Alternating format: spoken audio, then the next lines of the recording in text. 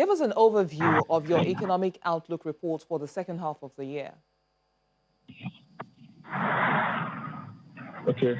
Good morning. Thank you for having me here today. So going by our outlook report titled The Viral Shock, we expect the Nigerian economy to slide into recession, a technical recession, by the way, in the third quarter of the year. And the reason is mainly due to the impact of COVID-19 on the economy. So prior to February this year, when we started recording cases of COVID-19 in the country, the expectation was that the Nigerian economy is going to grow by 2.5%, and that was in line with consensus estimates as well as projections from multilateral institutions like the IMF and World Bank. But COVID-19 happened, and a number of analysts had to revise their expectations because of this. So going by what we've seen so far, the expectation is that the Nigerian economy is going to contract for the full year. By our projection, we expect the Nigerian economy to contract by about 0.6%. From what we've seen so far, we think the sectors that will be affected the most will be the consumer goods sector as well as the oil and gas sector. So for the consumer goods, the expectation is that consumer spend is likely going to drop, most likely going to drop due to the fact that disposable income is going to shrink during this period. We've already started seeing cases of job losses as well as salary cuts, and we still have inflation on the other hand at 2 digits. So what that means is that disposable income is really going to moderate this period, and that means that consumer spend on consumer products is also going to decline. So as a result of that, we see a decline in demand for consumer products, and that's consequently going to impact consumer output. And besides that, we still have disruptions to supply chains for the consumer goods producers. So for a number of them, for instance, if you look at the jewelry space, we understand that clubs, bars, and some restaurants are still closed. And for the ones that are open, they are operating below 50% capacity utilization. So for a number of these companies, we will be seeing declining turnover as well as declining bottom line. And from what Guinness released recently on the floor of the Nigerian Stock Exchange, the firm highlighted that investors should not really be surprised when they see their interim results for the fourth quarter of 2020. And the reason is that COVID-19 has really impacted the supply chains of the firm. So what that means is that we'll be seeing significant declines in turnover as well as bottom line. And this cuts across board for a number of consumer goods companies listed on the NSE. Then when you look at the industrial goods sector, I mean, that's a sector that is highly correlated with the oil market performance. So when we see oil prices at good levels, it means that governments will have more in terms of oil revenue and be able to spend more on capex projects. But since March this year, we've seen like a slump in oil prices. It even got worse in the month of April, where we started seeing negative WTI prices. Although we've seen some recoveries in oil prices, but compared to pre-COVID-19 levels, we think they are still trading at we think oil prices are still trading at very low levels. And in terms of projection for government oil revenue, we expect it to decline by more than 50% in 2020. So what that means is that it's going to impact the ability of the government to spend more on capex projects, and consequently it's going to impact the performance of industrial goods companies like Dangote Cement, Boa Cement, as well as WAPCO, that's Lafarge Africa. So for the industrial goods sector, it's also going to be a negative year for them. Then when you look at banking, the financial services is also not excluded. So for banking, for instance, we are going to see a trend of lower interest income among all the major banks we have listed on the NSE.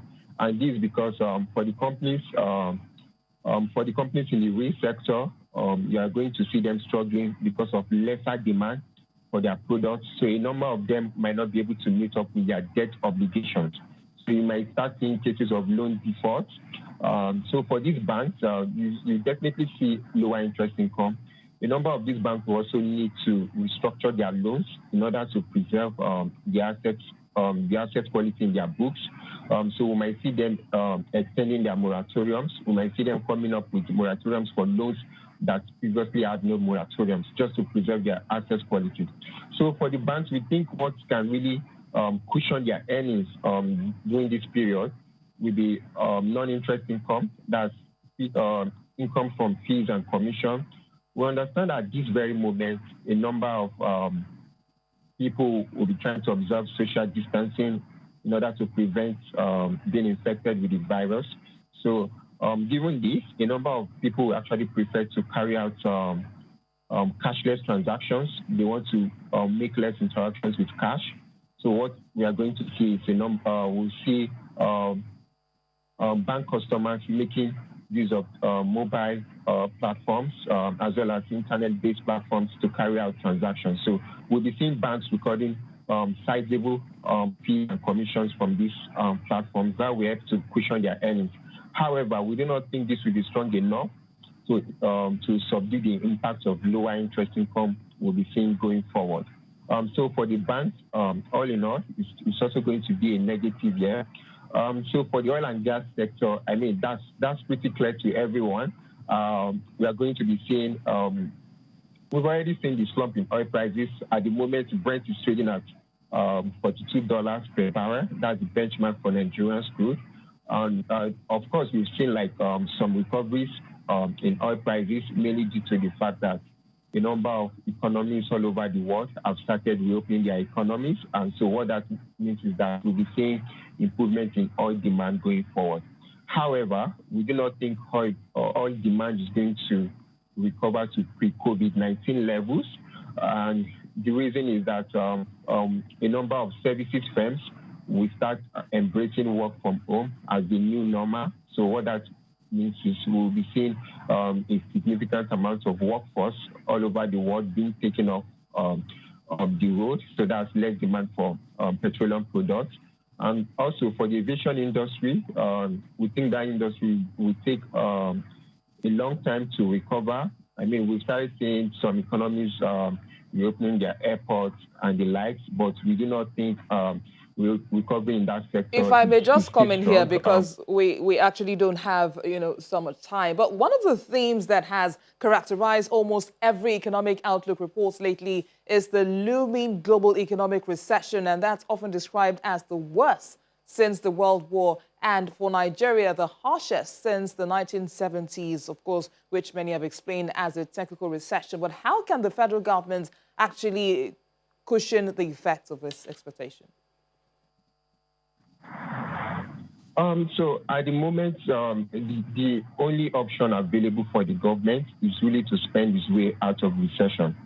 So the government should be looking at raising more debt. Of course, we understand that this will have its own implications on government spending going forward. But as it stands, that's pretty much the only option the government has. So the government needs to look at raising more debt in order to spend its way out of recession. The government also needs to address this FX liquidity constraint. We understand that for some time now, foreign portfolio investors have been stranded in the economy. A number of them want to leave, but due to limited FX supply, they've not been able to. So it's something that the government also needs to address. So it's not just for the foreign portfolio investors, because for these guys, it's more of hot money. So they just look at where they can find high returns. So I think what the government should be more concerned with is the systemic risk that FX liquidity can have on the economy. And in this case, I'm referring to the impact on foreign direct investments, because these are investments that can actually help to support sustainable growth in the economy. And given what we've seen so far, I mean, in 2016, we saw a devaluation, and now we've seen another devaluation in 2020. So does it mean that anytime we see significant slump in oil prices, we are going to see a devaluation? So for foreign direct investors, these are what they will be looking at. If I need to invest in this country, when I need to repatriate my income, will I be going through FX devaluation? So that's something the government also needs to address. And in our view, what we think the government should do, first and foremost, is try to unify all the rates or the multiple foreign exchange rates we have in the economy into one single rate. So that way, foreign investors can have clarity on the exchange rate at which they are coming into the market and the rate at which they are leaving it, and the rate at which they will be leaving the market. More so, the overall impact definitely, even though government still needs to spend, we still do not rule out the fact that the economy is most likely going to contract, going by whatever the government will do. However, for next year, we start seeing recoveries, because what it means is that this year is going to create a very low base for comparison. So next year we'll be seeing strong economic growth. However, that is not really is not based on the fact that the government is putting the right plans in place towards achieving that level of growth. It's just mainly due to the low base we'll be seeing this year. So at this point in time, we also think it's a time for the government to look inwards and see how it can actually maximize its strength in the global space. I mean, the world is, as we all know, is already becoming it's already becoming a global village where we are seeing more and more interactions between countries due to increasing penetration of technology. So I think at this moment, the government should be looking at maximizing its strength. And one of these key areas that the government needs to address is agriculture. And when I say agriculture, it goes beyond just crop farming and cattle rearing. We should also be looking at refined agriculture. So, for instance, the government is one of the major producers of cocoa, but we do not produce chocolate. So that's something the government should be looking at. The government should be looking at expanding its refined agriculture space, and that's what a number of countries in North Africa are actually doing at the moment. We've seen Morocco, Tunisia, and Egypt. Look, I would also like us to talk about the part of your report where you mentioned that it's not all doom and gloom, of course, as the oil and telecom sectors hold some promise. Could you tell us more about that? So for the oil sector, of course, we are going to see the negative impact on that sector. We have already seen the slump in oil prices. It's definitely going to affect oil revenue for a number of the players in the industry. But for the government, really, the expectation is that oil revenue is going to decline.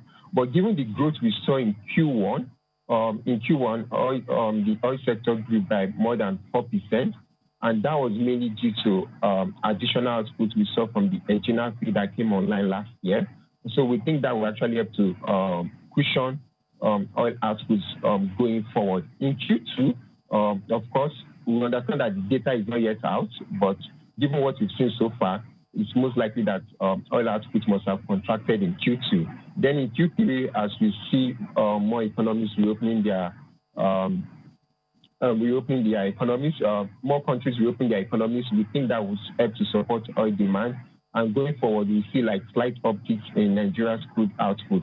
But overall, it's going to be a negative year for the players in the oil and gas industry. So for the telecoms, I think these are the players in this sector will be the ones that will be least impacted by COVID-19 because given this current situation where a number of people are trying to observe social distancing, we understand that for some companies, a number of their employees are still working from home, so they are going to be spending more on data. And for the ones that are at home, they are going to be enticed to make subscriptions for streaming packages. So these things will definitely drive top-line growth for the telecommunications industry players. All right, then for the downstream segment as well. Okay. Just have to wrap up the conversation at this point as we're actually pressed for time. But would like to thank you, the lead for equity research at Vetifa Capital Management, Luke Ofojobe, for speaking with us on the program.